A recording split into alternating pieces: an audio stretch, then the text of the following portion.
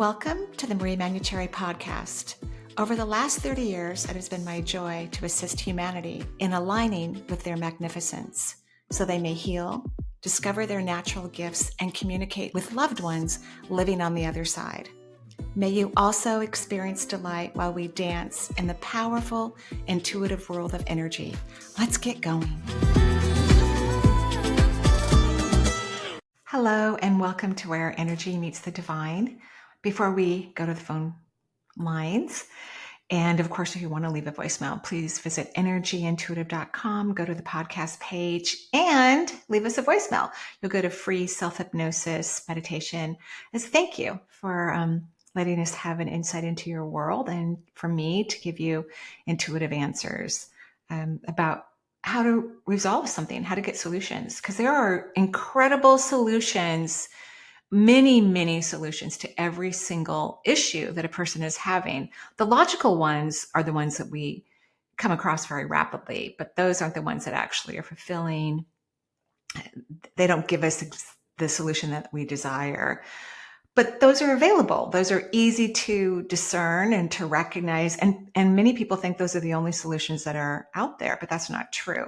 We have a slew of unlimited aspects of intuitive responses and solutions available to all of us on every topic.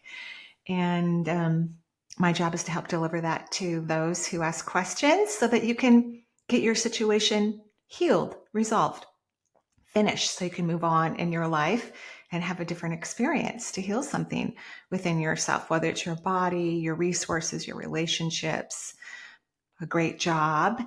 And when I give instructions or homework, I recommend that you get curious about it and go try it. One of the things that holds a lot of people back is people just don't know how to have fun. They don't know how to play, which is a very high vibrational energy. And then people want high vibrational experiences in their life, but they won't go out and create or participate in something that brings them joy. I just finished pickleball with a friend this morning, and we don't play by the rules. We're not even really sure what the rules are. We've taken a few clinics. We've had some private lessons, but we love it. We love running around the court. We do some dinking at the net, a few times during our hour together, but we just love running. It's so fun. We laugh our heads off. We have a wonderful time. So much fun that before we even leave the court, we've already booked our next, indoor pickleball experience. So that's what that means, to have fun, to be playful. And when you start to find your own unique qualities, and unique quality does not include people who are pissed off, people who are conspiracy theorists. They may think they're being unique, but they're just being annoying and they're lowering their frequency. They're not being unique. They don't even know who they are at all. When you start to play and have fun, you begin to align to the seventh layer of your auric field. And there's one word on this field that vibrates through the entire gold mesh netting layer of this aura. And it's the last layer. At least I focus on the 7 primary chakras and the 7 primary layers that surround us, our physical form. And the word is individualization. So when my friend and I play pickleball, we're individualized. People come up to us all the time, want to play doubles. We're like, because then we're going to have to keep score. We're going to have to play in certain places. We're not going to run as much. And we sweat like pigs when we do this. And that's something that we want. It's our cardio workout. We're having fun. We're playing. We're working out our body.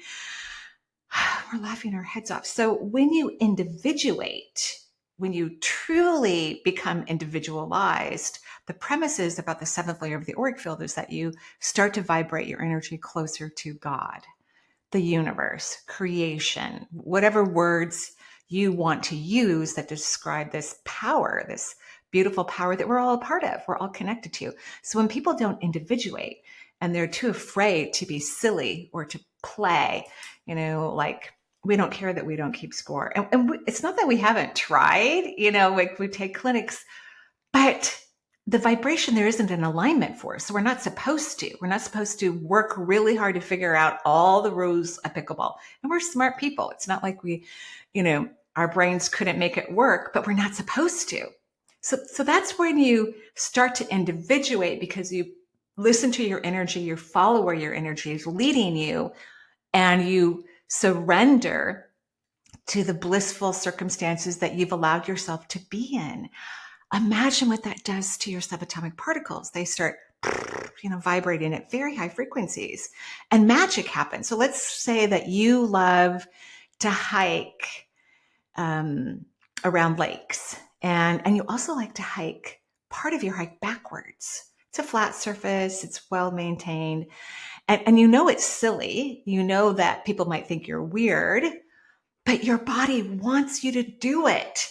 And so you do. You give yourself permission to do something that actually inspires you and individuates you. You're not acting like everybody else. Where we play, there are 4 courts. And, we're the ones, but I think we're running the most. But we don't care. We don't care if our ball goes flying really far away. We just run and go get it. We don't care. So if you were paying attention to your energy and you're someone who wants to hike backwards or walk backwards in safe, situations, follow that energy. You're going to individuate. The 7th layer of your auric field is going to just start highlighting and lighting up and become shiny. It's gold. It could be antique gold. It could be 24 karat gold. It could be 14 karat gold. It's some sort of gold. And because it's about individualization, none of them are the same. They're all unique and different. Everyone's 7th layer of the auric field.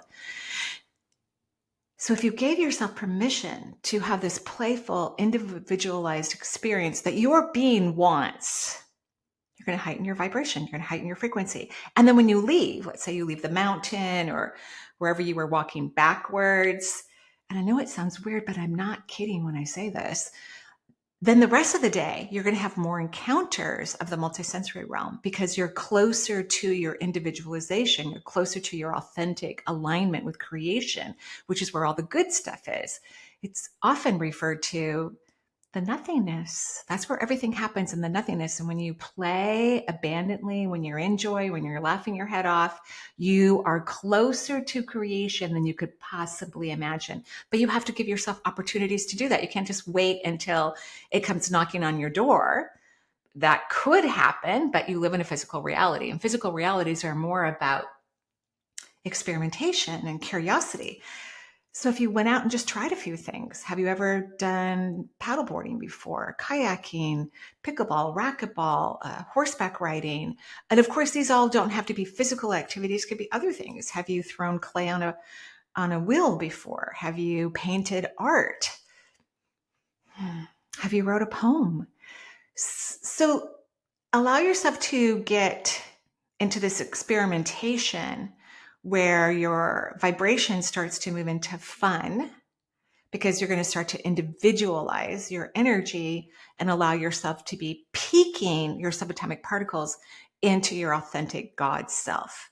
And when that happens, you start to get downloads of information. You get awarenesses, you get consciousness, you recalibrate. It's almost as if you've allowed yourself to move into a completely different realm of existence. It's kind of like in a house. The living room is different than the dining room. And maybe in your house, you like your dining room more than you love your living room, let's just say. Maybe you like the furniture or the color on the wall, or the way the light comes in through the window. So when you run your energy higher and you're peaking into these higher subatomic particles because you're allowing yourself to be in joy, you're opening up gateways into realms that are in the similar vibration as yours, opportunities, awarenesses. You start channeling information. That's why sometimes people may have a spiritual experience, but it's been a long time since they've had one, and maybe they had a cluster of them for a short period of time. But what was most likely happening is during that time, they were running their energy really elevated, and now they're not. And so they're not experiencing those high vibrational multisensory moments. They're not hearing loved ones. They're not hearing words. They're not having visions, which is normal to be multisensory. It really helps when you're in physical form to have the multisensory world assist you in your human experience and reality. They have great feedback, great ideas. It is accurate, and it's fun. So I hope everybody goes and plays. I know that Charles would love it if he could play pickleball.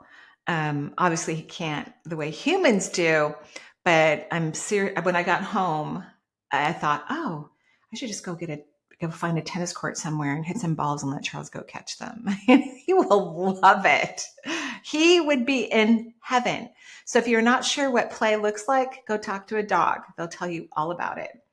So let's go to our phone lines and I'll answer some questions. Hi, Marie. This is Caroline from Denmark. I just found you on YouTube a couple of weeks ago, and I find it very inspirational and helpful, your podcast. So thank you so much. I have a question or questions about what's going on with me energetically. About 20 years ago, I did an exercise from an Abraham book, Esther Hicks, where they talked about opening up to your higher self. And I felt really drawn to doing it. So one day I just sat down and just said it, that I wanted to open up, and lots of energy went through my body. It was very strong, very powerful, and I asked for it to be turned down because it was so strong, and it didn't, and it's actually been there ever since. Great. So I have questions around this because I've seen a lot of people. I've spent I don't know how much money on this to try and figure out what is going on with me. I still feel energies every day going through my body. Great. But I also feel that there is different energies that is connecting to me that doesn't feel so good. There is a tendency for energy to get stuck in my lower legs from the knees down. So I have a lot of pain in that area of my legs, and they're very strained from the energy. No. Yeah. What else? There's also energy coming up through my feet at times. It's supposed That's to. very strong, and it feels funny. And I don't know what I actually did that day still. Some part of me feel like that I did open up to my higher self, but also like I became open for different energies. And I don't know that much of how it all works. I've become more aware, but I still need some help and some guidance. So that would be just really lovely if you could guide me some more so I can shift this around to something more positive. So thank you so much, and thank you for doing this. It's really appreciated. Thank you, Carolyn. I don't think anything's wrong. I mean, first of all, this was 20 years ago. Esther Hicks is my favorite spiritual teacher on the planet, my absolute favorite. I think she's incredible and interesting and fascinating and a really great channeler. I think she's lovely. So this was 20 years ago, so we don't know what things your body has gone through in terms of joints and muscles and ligaments and tendons, right? We don't know. But it's normal to feel energy in your body and even pressure. But it doesn't always feel fantastic when you're running energy in your body, because sometimes it's moving through areas that are kind of stuck, meaning that the energy thankfully is pushing through it, because that's what it's supposed to do. I get concerned if I don't feel energy in my body, and I don't think of it as positive or negative. It's just energy. So I don't think it's hurting you. I don't think it's a problem, but you do keep your mind in very low vibration and frequency. You have a ton of fear. That's what I would work on. How about your what if question is, what if I get out of the way and surrender and allow myself to align to happiness? What if I'm safe? What if everything is working out for me? That's what I think you should do. And then you can reevaluate how things are going on. But I don't think anything is wrong.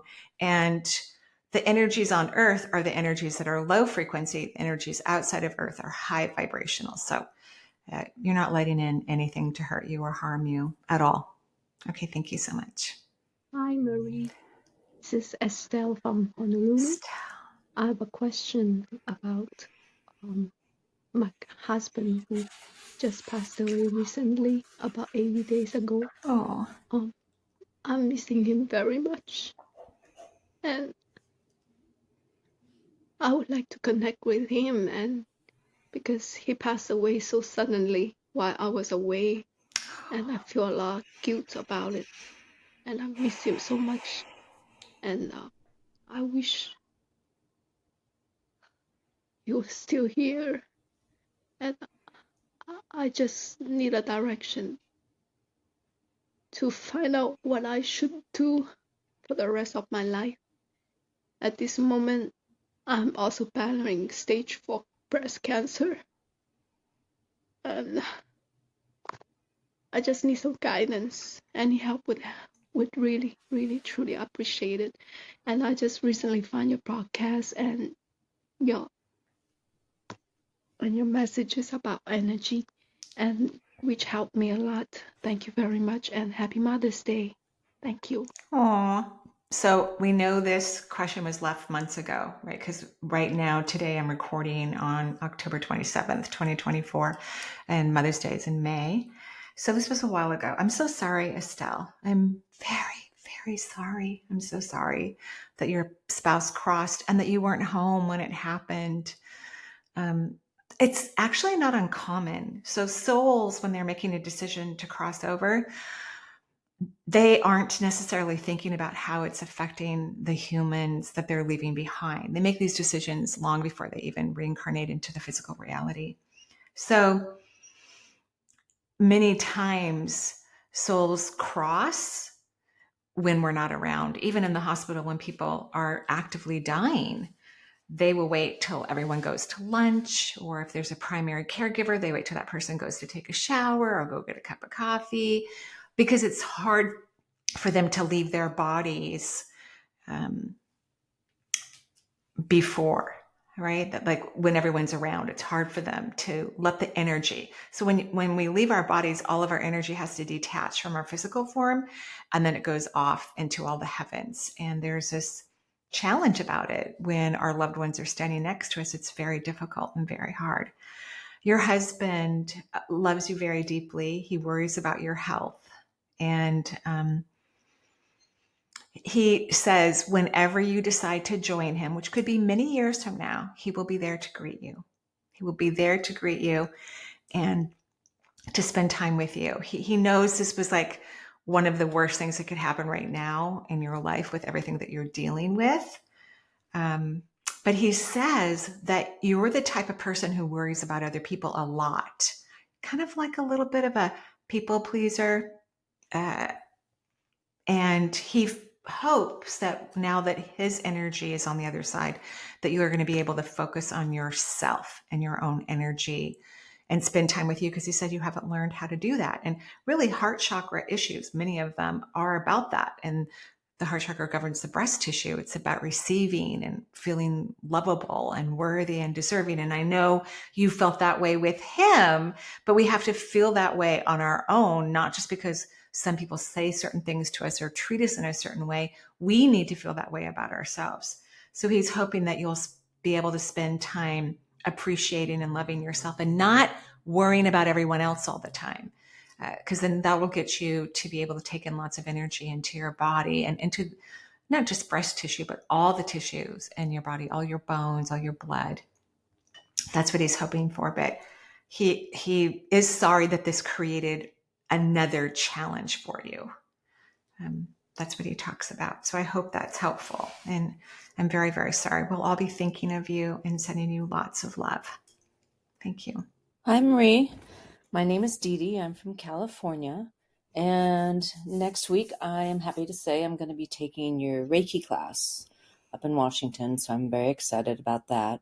And in fact, 2 years ago, since my husband passed away, I've been sort of on a spiritual quest. And I've jumped into things like intuitive classes and mediumship classes. I've listened to CDs and podcasts. I've been trying to meditate, and I even took one of your classes on meeting your spirit guides, which I'm very excited that I have discovered I have 7 guides. Wow. And one of them is makes me smile every time I see him or her. They're non-binary and very playful, but also very loving. And so, which brings me to my question. And I'm kind of confused on the whole hierarchy. And I was wondering if you could talk a little bit about it. What the difference between archangels and angels and spirit guides and masters and why there's like this hierarchy. I did try to get some information from my spirit guides, and the word that I got was catalyst. So in my mind, it was to think of angels as a type of catalyst, so they could bring up the energy, the earth energy, or they could maybe tone down so a little bit of source energy so it wouldn't be so strong. Just curious what your view on it was. And yeah, so that's it. I'm excited for my quest to keep going, and I'm excited to see you next week. Okay. Thank you. Thank you. I'm sure I met you at the Reiki workshop. It was in May. I am teaching another Reiki workshop in May of 2025. I know it's not up on my website yet, but we have secured a hotel in Redmond. It should be super, super fun. So there isn't a hierarchy, but not everybody vibrates their energy in high frequencies and high levels. So we have angels, which could even look like a human, where they temporarily take a body to be helpful, or they look like a body, or they walk, someone gives them permission unconsciously to walk into their body to help someone who really needs help. So if people run their energy in a more elevated way, then perhaps they would be more conscious and aware of larger forms of energy. Like archangels are very large forms of energy. They can be everywhere all at the same time. Like Christ's energy, where angels that are not archangels have more interpersonal connection with individuals. An archangel can have an interpersonal connection with someone, but they're able to affect, many, many more people all at the same time. So there isn't a hierarchy. It's just that humans need help, a lot of help, actually. And so there's all these different levels and ways that help could be available to someone. And unfortunately, humans just don't run their energy very high. So they don't experience what they could experience by communicating with an archangel. I saw my first archangel when I opened up to energy work, and I was working diligently at running my energy at a very high level. I didn't even know who it was because I had not studied archangels. I'm not really super attracted to the angelic realm in terms of study. I love it and think it's amazing, but I have other things that I have interest in. And I had to ask a friend, I said, I saw this huge angel with gorgeous wings. And I described his hair and how big he was. And my friend said, yeah, that's Archangel Michael. And that's when I started to get impressions about being an energy healer. So if we raise our vibration, which we're meant to do, we're supposed to do, it's in our best interest, then we can have encounters with beings that are beyond the one-on-one kind of angelic presence. But it doesn't really matter. I mean, luckily there's help for all of us.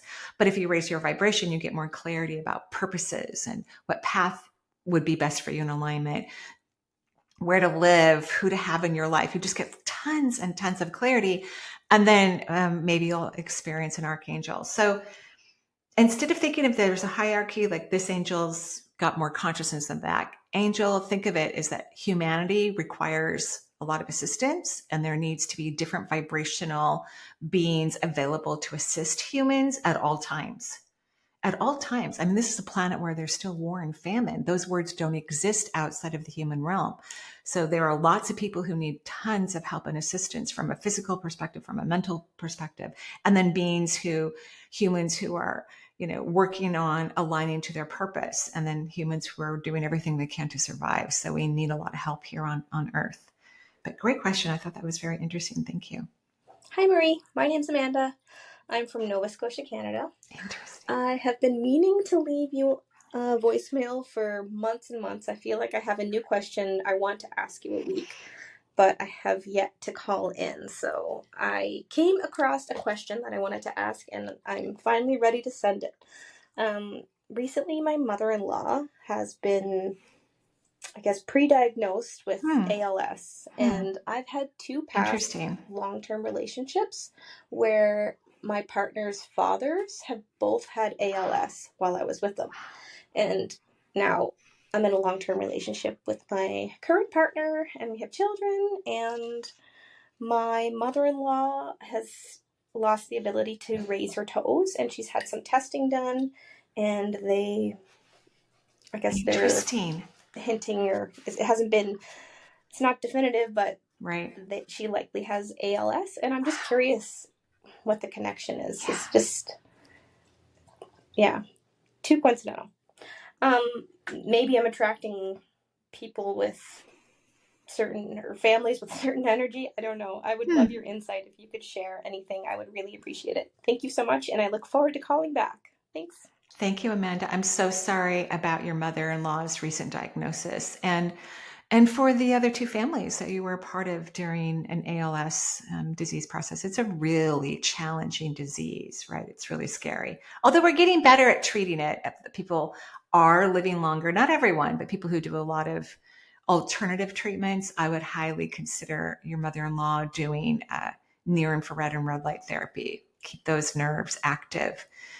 Probably her mitochondria are exhausted and worn out. So Lou Gehrig's disease is a neurological disorder, and people who get Lou Gehrig's or Parkinson's disease, which is also neurological, MS, is because they don't know how to let go. So there's a lot of people who are trying to control their lives, either internally or externally. We can identify the people who control externally. They're pretty easy to recognize, because they're yelling at people or telling them, don't do that, or come do this, or whatever. Internally controlling people are controlling themselves. So we may not notice an external thing happening, but they're not allowing themselves to be free. There's like a perfectionist kind of energy going on. They don't want to disappoint people. They want to be a good person, all of these things. And that doesn't mean that if someone's externally controlling or internally controlling, that they're going to get something like Parkinson's or MS or Lou Gehrig's disease. But I'm just letting you know that that's what causes that disease process. Because whenever anyone gets a disease or has a money problem or a relationship problem, the energy had to break down in order for those things to occur. So I would look at your own issues with control, since this is showing up for you. I would also get, maybe there's something that you want to learn to assist people with Lou Gehrig's. It's hard to diagnose initially. A lot of autoimmune disorders are very difficult to diagnose. There's a series of elimination that they have to go through in order to go, oh, you have fibromyalgia or chronic fatigue syndrome or MS. Unless MS has interesting scar tissue in the brain and the spine, but not everybody who has MS gets the scar tissue. So it's really interesting how these are challenging to diagnose. So I would ask your mother-in-law, if she wants to repeat the phrase, what if I surrender? This is the second time that I'm offering this particular what if question on this podcast. So it's clearly really important. What if I surrender? What if I get out of the way? What if I let go? Because the opposite of control is not caring and, just letting things be the way they are, playing pickleball and not keeping score, just running around and having fun. But I would look at your own internal, not that I'm worried about your health, but sometimes when there's repetitive patterns that are close to us, even if they're not, directly in our life, like it's not your husband, thankfully, or your parents. I'm sorry for anyone who has to deal with these challenging diagnoses. But I would, if it were me, I would go, what kind of controlling behavior does my soul want to reevaluate so that I can free myself even further? And then sometimes people get diseases like Lou Gehrig's disease because they want to go home. They want to leave their body. there are many people who get Lou Gehrig's who don't live very long. The diagnosis is usually within a year, and people pass over. Not everyone. Some people are living longer. I've watched a recent documentary that I thought was extremely hopeful. So that's what I'm thinking, and I'm very sorry. I truly am. Okay, thank you so much. Hi, Marie. My name is Daniela Whittle, and right now I'm located in San Diego, California. I'm between San Diego and Fresno, Yosemite area, California. I've been a massage therapist for over 20 years, and really lately I've always done a bit of this, but really lately I am starting to channel. The best way I can describe it is Energy. light. Mm-hmm. So I'm really struggling as to where to go with the next segment of my life. Do I explore more energy work? Do I give up massage therapy and just go into a different field altogether? But, I really don't know where to go, what the next step would be, and if it's even anything. I appreciate you. Thank you so much for listening to this voicemail and me ramble on. And once again, thank you so much, and I appreciate you. Thanks. You're welcome, Daniela. Go explore. That's what I did. I didn't just immediately quit my nursing job and start an energy medicine practice. No, I explored. I didn't know what it meant exactly. I didn't know what was going to happen. So I laid hands on patients in the hospital. And then people just started showing up at my house probably 6 months later, unannounced. And I didn't even have a massage table. They'd lay on the couch, and then I, of course, took Reiki and then got a business license. And then gradually, with all of this happened within like an 18-month period approximately. Then I gradually, I saw people for free for a while, about 6 months. And then I started to charge, and then I went on call at the hospital. So explore. That's where you're going to get clarity. That's just like, I know I keep referencing pickleball, but just like my friend and I, we took clinics, we've taken some privates. We don't want to keep score. We just don't want to. We just want to run and play and have fun. So we got curious and we explored that, right? We went ahead and tried some other aspects about something that was fun and interesting for us. And we got clarity like, yeah, we just want to run and play. Okay, I hope that's helpful, and it's very exciting. I'm excited for you. Hi, Marie. My name is Sarah, and I'm from Northern California. I'm a dentist, I know Reiki, and I'm interested in mediumship. I love being able to make my patients' dental experiences a pleasant one. Thank you. But I especially love being able to connect with them energetically and talk with them. I would love to one day introduce some kind of multisensory service or have a practice on the side. I know I'm not very advanced in my capabilities right now, but at the same time, know I have it and I'm working on it. So I have this idea and desire that I'm really excited about, but I'm also not confident at the same time. My question is, should I pursue this or just stick with my normal day job? Can you check in with me and my energy about this? Thank you so much. I love you. Bye. I love you too, Sarah. That's very sweet. I actually know who you are because you're in a class of mine. So I know who you are. Of course you should pursue this. Again, you don't have to completely give up your day job. I think what would be really fun, and I know this sounds a little premature, but I think you should consider starting to teach, whether you start a meditation group, a high vibrational group, talk about mediumship.